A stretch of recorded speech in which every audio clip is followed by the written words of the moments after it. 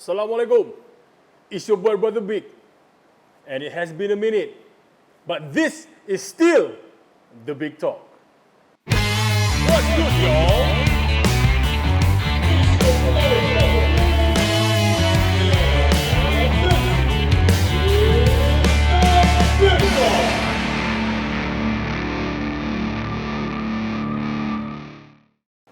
Hey guys, like I said, it's been a minute. It's your boy Brother Big, and next to me is my boy HYKE.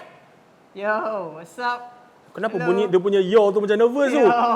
Some say he's nervous today sebab orang cakap topik kita panas kan, but we want to be serious about this topic today because topik ni panas recently and I've spoken about it before di episode-episode Big Talk yang lepas, and it is not something to be played around. As simple as this HYKE. Kau tak dapat kontrol nafsu kau, jangan raba. As simple as that. Jangan raba. So before we carry on, sebelum kita sambung HYKE kan. HYKE okay Okay. Sebelum kita nak lepas geram ni HYKE okay Okay. Hectic okay? Okay, alhamdulillah. Yang paling baru Hutch versus the World okay? Okay, Nampak alhamdulillah. banyak coverage sekarang Hutch versus the World ni. So we talk about that maybe later. Maybe we'll have more time with HYKE. Kenapa aku cakap jangan raba?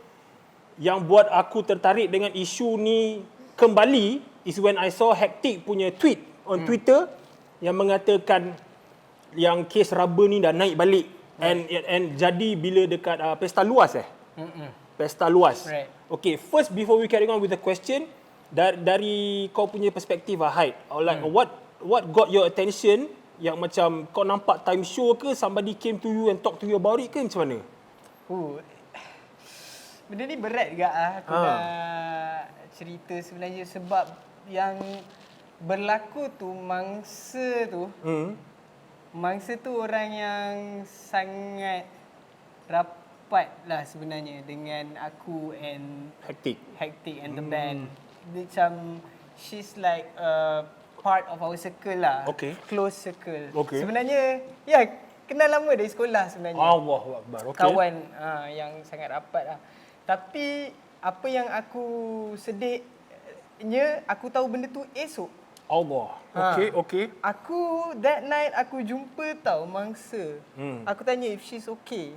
Dia kata dia okay je apa semua kan. Maybe kita orang pun dah lama tak jumpa, so maybe dia tak nak aku risau ke apa ke kan. Jadi aku jumpa dia kata dia okay apa semua. And then the next day baru aku tahu dari adik aku, because my sister was there when it happened. Dia yang cerita semua everything. And bila aku dapat tahu aku main fuck jap kan. Macam what the fuck that happened last night kan. And it's hard for me to process macam benda ni jadi. It happened time set hectic, alhamdulillah tak jadi. It happened after the set, after our set which aku rasa siapa yang pergi pesta luar semua tahu lepas kita orang adalah Iqbal M. Dan ia berlaku time Iqbal M and I wasn't there. I don't think any of HYKTIK members were there as well. Tapi bila kita orang tahu orang rapat kita orang yang kena, kita orang macam what the hell lah. Sebab kalau benda tu jadi time HYKTIK, aku tak tahu apa jadi. Something crazier might happen, but itulah. So itu macam mana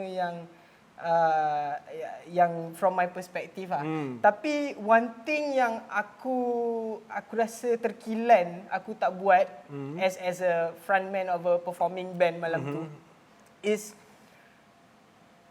time perform aku tak buat the PSA. That kind of PSA untuk remind orang jangan macam tu. Sebab the last show we played before COVID happened, I think March or February 2020, I did that. I did that, and alhamdulillah it was a safe event. Tak ada apa yang direportkan. But tu aku dah memang plan nak still, because it's important to remind people about that. I got too excited, aku tak cakap. Aku terfikir maybe kalau aku cakap dia tak jadi kot, but there's nothing I can do about it. Benda dah jadi kan. So macam tu Okay, first kita rewind balik. Masa kau tanya your friend tu is she okay, it was purely out of like tanya okey je lah sebab hari show kan. Tanya dia okey ke tak. Yes, correct. Cuma next day lah baru found out, which is I totally understand kenapa HYKE mindfuck. Because I would be pissed off. Aku rasa aku dah jadi ikhtibar hak lah time tu. Tapi nak jadi hak pun dah too late. So, when you started the tweet, it kinda orang kata meletup. Dah meletup kat especially Twitter. And knowing the big talk punya past, orang kata knowledge and experiences, we get our stories from there, but our stories pun we make sure the stories are legit and we want right the wrong. Okay? So from your story it escalated to Alwi pun follow up benda tu. And shout outs to Alwi of The Regiment and Krusty.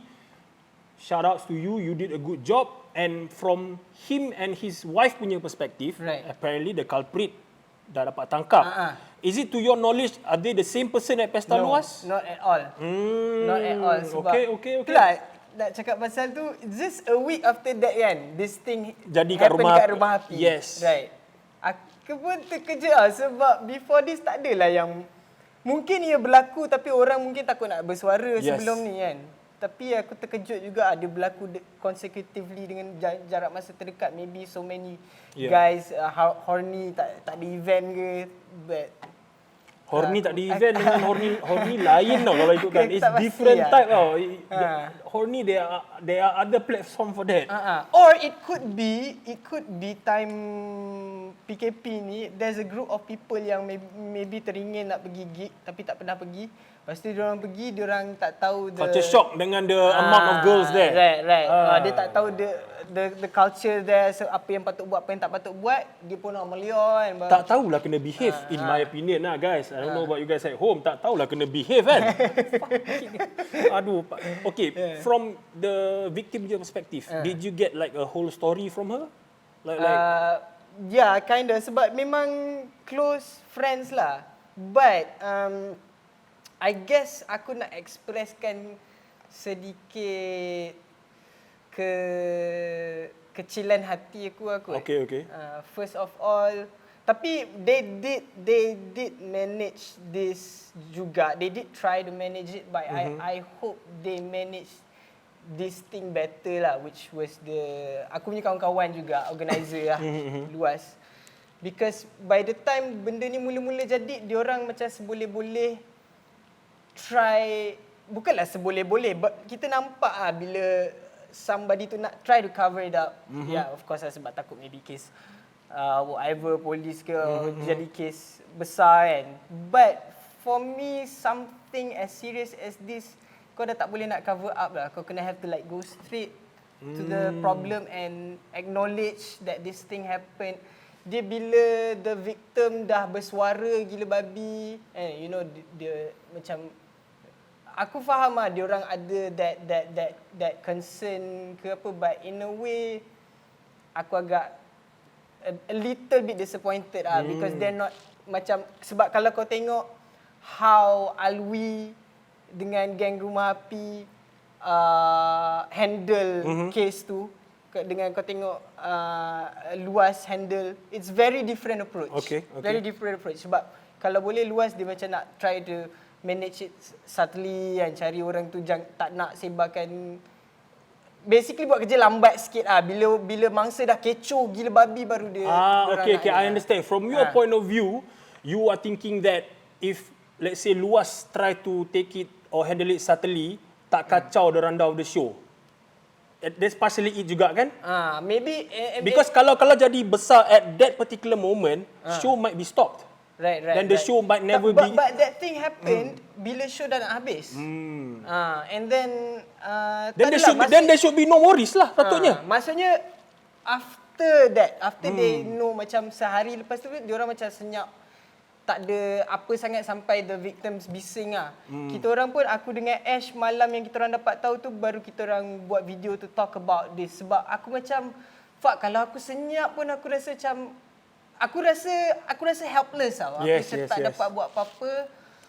So we did at least say something about it. But macam for me, untuk luas nak react dengan benda tu apa semua, dia nak tunggu mangsa semua dah bersuara, dah buat story apa semua, and then dia minta orang delete story, dia delete balik story dia. nampak macam cover thing. Sorry Gok, you're my friend, I love you, but I did, and kau dah handle benda ni, thank you, but I did wish you and the team manage this thing better for the justice of the victim. And a little benda ni tak apa kita cakap kontroversi ni. Tak apa. Satu another thing lah. This is the place. Ni pun kawan-kawan juga, and aku pun minat dorang, tapi aku ada rasa sedikit kecil hati lah dengan dengan Iqbal M. Oh, okay. Sebab benda tu berlaku time set dorang. And I guess how they handled it after that macam tu lah, pada aku tak proaktif sangat untuk to cari who the culprit it was and to really bela the victim lah.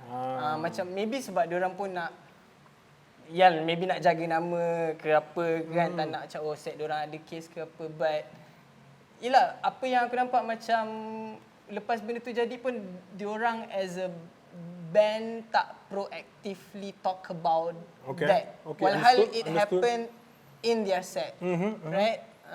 I think I believe I personally had a one-to-one tweet dengan Syah lah. Right. Syah felt bad about it lah kan. But from your part, you have your opinion because you were there, and time jadi kat Iqbal M and how you feel they should have handled it.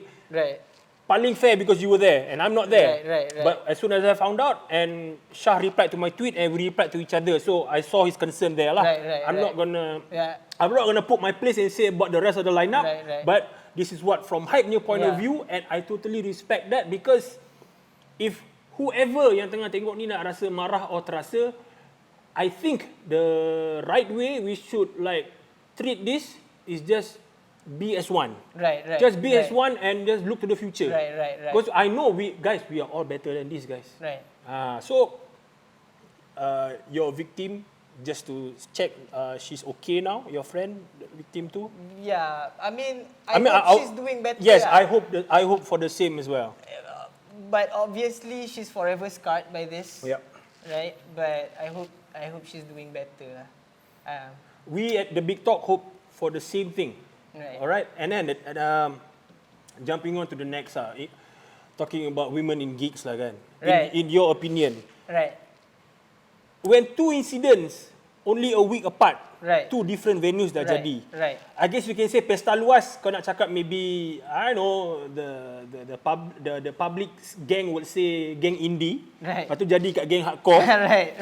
Two different scenes but same heavy issue, Right. same serious issue. So in your opinion, if we were to avoid all this in the near future kan, perlu ke kita ada segregation of perempuan and lelaki dalam gig? Right. Untuk wanita rasa lebih selamat kan, perlu ke tak ni? Aku memang nak cakap pasal ni pun. Sebab ada band dah buat. Okay. Band yang aku sebut tadi. Oh, okay. Iqbal M dah buat. And aku rasa ramai fans diorang yang perempuan especially appreciate that. Sebab diorang boleh crowd surf di kalangan perempuan je, diorang tak kisah kalau teraba ke apa. But ni personal opinion aku lah. This thing might work in a short run. Time tu. I mean directly dia akan berkesan.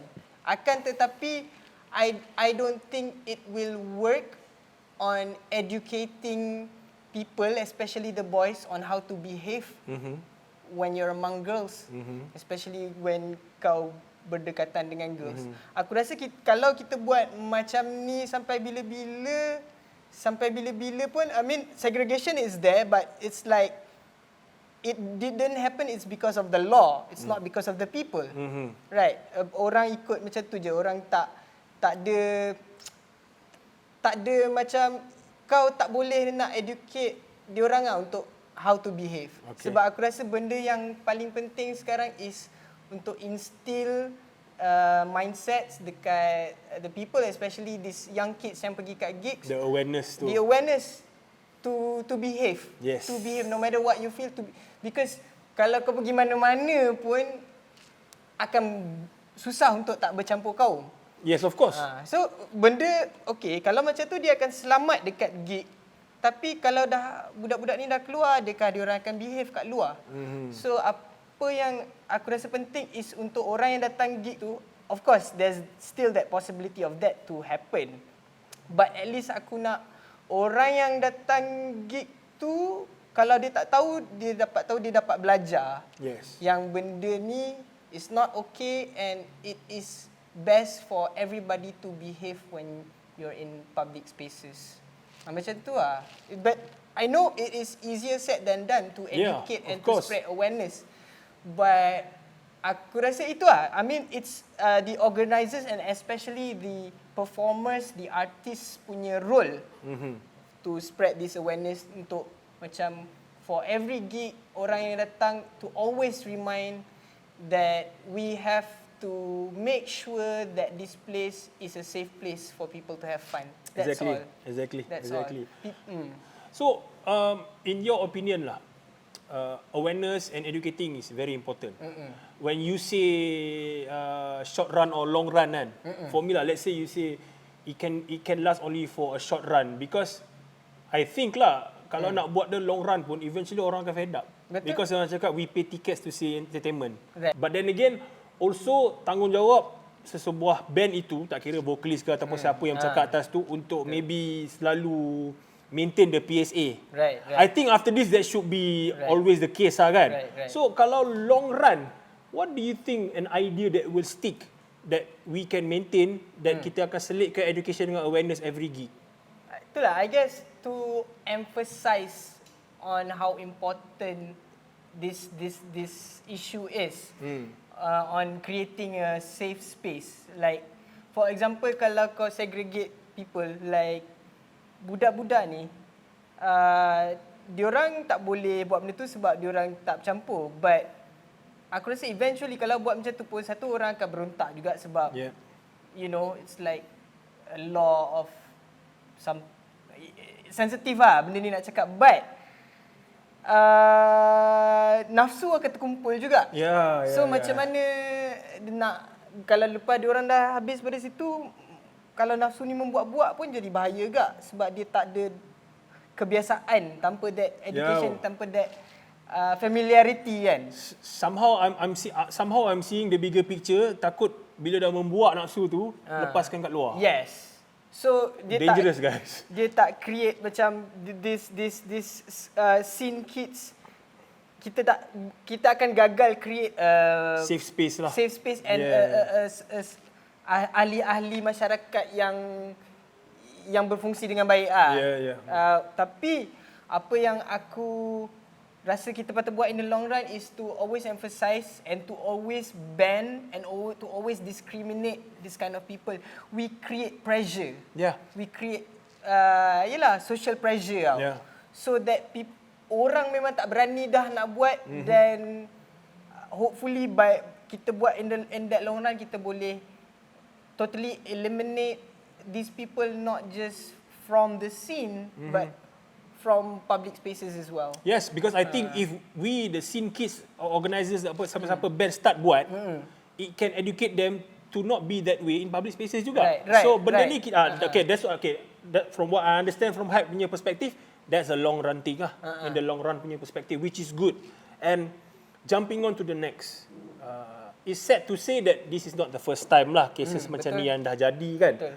Tapi pada kau lah, is it the person yang buat tu punya masalah, or is it a gig culture tu sebenarnya problem? It's always the person who did it. Kalau macam aku rasa dah berjuta orang state benda ni berjuta kali. Kalau ada satu kes tu, kes RABA atau kes rogol, the main culprit is the person who did it.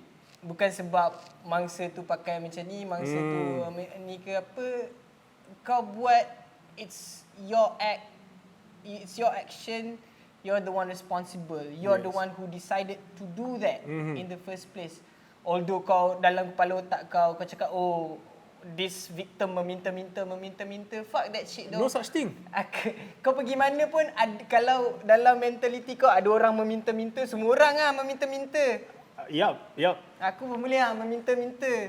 Kenapa aku sekarang, bitch? But itulah, it's always the person who did it. So apa yang kita kena buat is to eliminate this kind of people, this kind of person from the scene. So even kalau ada orang yang terfikir nak buat pun, daripada dia discriminate from me, sama ada dia nak buat juga, dia caw, ataupun dia tak berani, so dia berubah. Yes. Okay, Haik. In the span of 1 week kan, jadi 2 kes ni. What we found out, some might say 2 different situation, but it has to be taken seriously, how you say, as one big issue. Right. Sebab dekat pesta luas orang cakap physically. Yeah. Dekat rumah api orang cakap sexual joke. Right. Okay, let me remind you people out there, it is also wrong kalau kau secara lucah cakap pasal perempuan yang kau treat them as sex object. Even without touching. It is still wrong, it is still sick to the stomach. I understand guys, I understand some of us make these jokes amongst us, kita tengah lepak kat mamak ke apa, but it is never okay to say it to a female. Right. It is never okay. So kat pesta luas, physically happen. Right. What I learned from Alwi and the wife, I think about 2 or 3 girls were walking to the toilet. This group of so-called culprits were there, were victimizing them dengan mata and cakap, kalau kita gembeng ramai-ramai ni sedap. Kalau lauk sedap kan. I was like, what the fuck? And I'm not afraid to admit this. I've heard about these people from Rumah Api. They have been culprit for the longest of time. Pernah diberi peluang bila kita, apparently they were banned before. But atas dasar kesian, diberi masuk show balik. So now, you have put it upon yourselves. Kalau kau kena ban lepas ni, aku rasa dah kena ban dah pun, pada muka. Sorry to say because if that's how you treat the gig, aku yang dah start pergi gig since 2002-2003 pun tak pernah buat orang macam tu. Right. You know, not to brag or what not, but we go purely for the entertainment. Right. You want to make friends, if you jumpa jodoh kat sana, good for you. But how you do it or what not, I don't think it should be that way. Betul. You get what I mean? So, in terms of solution, Haik, for the ladies out there, bawa boyfriend, bawa kawan lelaki yang teman, which some might say pun tak boleh nak percaya sangat. Yeah. Or, kalau perempuan jangan datang seorang, which I think is unfair. Or perempuan datang secara berkumpulan. Right. What do you think? Tu lah. Okay, first bawa boyfriend ni, Haik. What do you think? Kalau yang tak ada boyfriend tu macam mana? Tu lah. Tak, the thing is kalau bawa boyfriend pun benda ni boleh jadi juga. Kan? Benda ni still boleh jadi. Macam kalau kau bawa boyfriend, kadang-kadang boyfriend kau pun tak sedar, tiba-tiba kau kena apa. So, tu lah. It's hard for me to bagi nasihat kat perempuan on what to do for them to feel safe. Untuk aku cakap pasal benda ni pun aku dah macam, why do I have to say something? Why do I have to discuss something like this? Yes. Kenapa aku nak kena bagi tahu apa perempuan nak kena buat for them to feel safe in the first place? It's fucked up. Yep. Sebab nak kena cakap benda ni sebab sincerely macam apa yang aku percaya is kau try macam mana pun, if there's still that culprit and that kind of people in public spaces, and we as a society, as a collective, tak buat apa-apa pasal benda tu, it's not going to be a safe space. And no matter what you do, kau ajak kawan ke, kau ajak boyfriend, ajak teman ke, the percentage of that thing might still happen. So tu lah, aku first of all aku nak cakap minta maaf dekat especially towards women or some group of people yang sentiasa rasa takut bila nak keluar. It's fucked up to think about it, yang kau nak keluar pergi mana-mana pun kau tak rasa selamat. Kau nak keluar pergi mana-mana pun kau tahu akan ada mata yang cuba nak buka baju kau dengan mata. Yes. Kau pergi mana-mana pun ada je orang yang nak tegur kau sexually. Kenapa kau tak just treated as a human being kan? Sebab benda ni bukan just berlaku dekat gig. perempuan naik train pun jadi juga. Yes, Orang yes. tak cakap apa, orang pandang je. Pandang, buka baju pakai mata. Yeah. And to know that it happened a lot of times dekat orang-orang yang aku kenal, kat adik-beradik aku, kat kawan-kawan perempuan aku. It's fucked up ah. Itulah aku nak cakap yang of course try to keselamatan dengan bawa extra orang ke apa, but in the first place nak kena cakap macam ni pun it's sad to say lah. Yeah. Sebab try to be safe, but tu lah, buat masa ni hopefully macam aku tak boleh nak cakap kan untuk extra, of course extra effort, but the main thing is we have to be proactive in combating this thing Yes. as a collective. Betul. Tahu Of benda course, ni of tak course. okey, cuba elakkan, and kalau benda tu jadi, treat that thing as a serious matter, so orang yang buat tu tak boleh terlepas dah. And yelah, bila jadi lagi benda ni, orang lepas ni tak berani dah nak buat. Yes. And tahu benda tu tak okey. Tu lah. Dia macam, aku kadang-kadang cuba terbayang cuba kalau aku jadi perempuan dalam masa sebulan whether I can survive or not, aku tak tahu. Yes. Dengan mental kan, dengan kau kena, you have to bleed every month, and having people having perceptions to you, oh you're a girl so you must be this, oh you're a woman so you must be that, and then going out everywhere, people looking at you creepily kan. It's fucked up on why, kenapa so many people kena go through stuff like that. So aku rasa apa yang kita boleh buat is especially men, there are many good men out there, I believe. There are many. Is to be proactive and to be more empathetic to be more empathetic towards women. Aku tahu mesti ramai je sekarang ni, alah tak peti perempuan ni banyak mengada semua benda diorang nak special treatment, but try to think about it. Try to be a woman for a month. Trans yourself out. Tak ada masa aku cuba we need to be more empathetic Yeah. I mean it's not to say that kita orang nak macam backup lebih ke apa. Macam kau cakap tadi perempuan gedik ke apa ke. No. I mean it's, takkan kita nak benda tu jadi depan mata to your wife, your girlfriend, your mom, your sister or whatsoever. Nak kena kat batang hidung sendiri baru nak aware kan. Right. So we want this to be a long standing, orang kata, respect amongst each other lah. Respect. Let's not make it a rule. Okay, HYKE. It has been quite a heated session Right. But macam tak puas lah. macam tak Banyak puas lagi kan. nak cakap Banyak lagi nak cakap, but we would love to end it here. Right. But by saying with a very, how do you say, let's make it a memorable one. Right. Alright, for the women out there, for the ladies, what's your advice to them when things like this happen? And for the men, do you have some sort of an advice or warning perhaps? Right. So Okay. go ahead. Okay.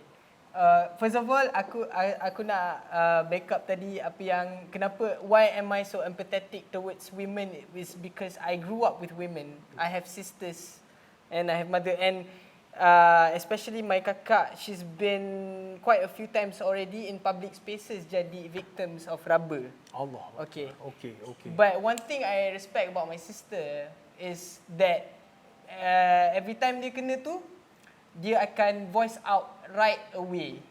Sebab aku rasa back in her head, dia tahu kalau dia voice out, dia bising time tu, everybody around her is going to back her up because she's the victim there. And aku ingat time tu, kau bayangkan budak sekolah nak pergi tuition je.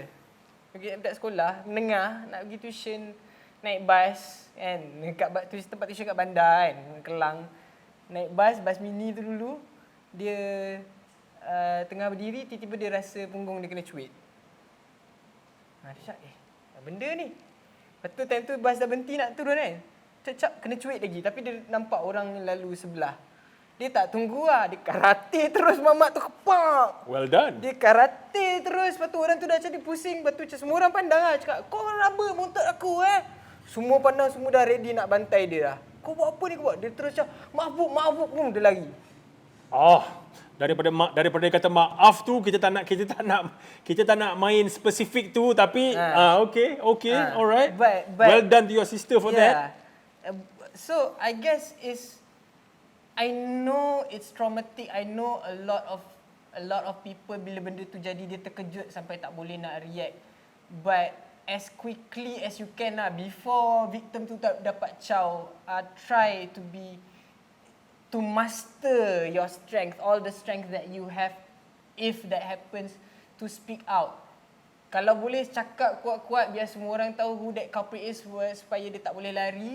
Tapi kalau korang tak rasa kuat nak cakap kat orang yang korang tak kenal pun, carilah secepat mungkin seseorang yang korang percaya, yang korang selesa, bagi tahu apa yang dah jadi kat korang. I guess itulah benda yang aku boleh advise if it happens. Tak kisah lelaki ke perempuan sebenarnya, it happens to guys as well.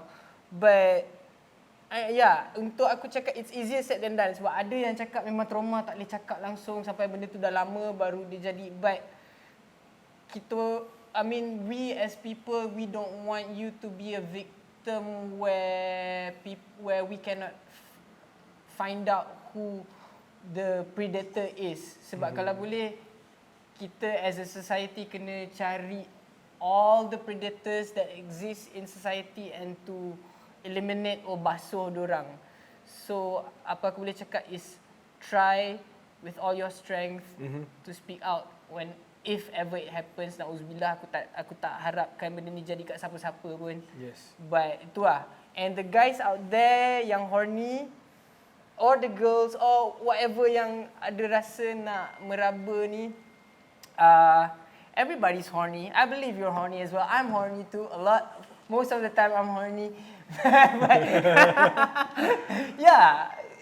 aku jujur je lah. But it's how engkau kontrol benda tu kan. Balik kau buat hal horny kau kan, with the people yang ada yang beri consent dia, or kau seorang-seorang.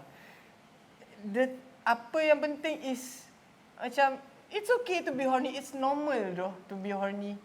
But it's just how you express that horniness tu. Having respect, having macam okay, katalah kau horny sangat, katalah. Lepas tu tiba-tiba ada somebody yang sangat menggiurkan depan mata kau. Kau cakaplah, hello, you look so sexy. Can we get it tonight? Kalau dia cakap no, dah belah. Kan? Kau consent lah. Apa yang penting, consent. Jangan, sebab benda ni jadi yang aku tahu kat pesta luas is dia dah start pegang bahu. Tapi mangsa tu husnuzon. Tak apa, pegang bahu, orang tengah seronok, lompat-lompat. Tapi bila orang dah biar, tak semestinya orang biar tu orang nak. Yes. Orang biar sebab kita tengah seronok-seronok kan. Husnuzon apa semua. Selagi dia tak cakap, rabalah saya, peganglah saya, kau janganlah buat apa-apa. And it's not even okay to pegang. Alright. Wow. I believe, aku tahu Haik nak cakap banyak lagi. But I can assure you this lah, we might see Haik again. You never know, because this is an issue that is an ongoing issue. Because like I said before, kita nak create awareness, kita nak educate. And kalau pasal Haik cakap eliminate dan basuh, I'm more along the line of the idea of eliminating these people. Because you know how I can get kalau aku dalam mosh pit, I can kill you if I want to, but let's not go there. So thank you very much. This has been another episode of The Big Talk with my boy Haik. I'm gonna see you guys soon enough. Take care guys. Assalamualaikum. Love and respect. Always. Dream big, go big, think big. Everything must be big. Love y'all. Hey yo, what's good? It's your boy Brother Big. If you like this video, give it a thumbs up and don't forget to subscribe. Hi Castle MY.